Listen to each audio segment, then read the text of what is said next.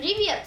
Если у тебя есть хоть одна кошка, то думаю, что она делала хоть раз массаж лапами.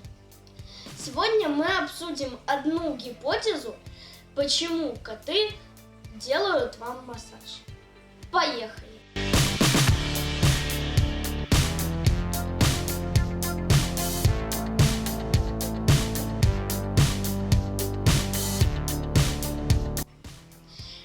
Гипотеза гласит, что коты делают так от стресса или же от счастья.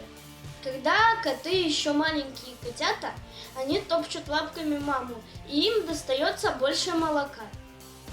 Получается, что у них закрепляется рефлекс, что когда они топчут лапками, это приятно. Или же так может быть, когда у кошки стресс, а она хочет успокоиться.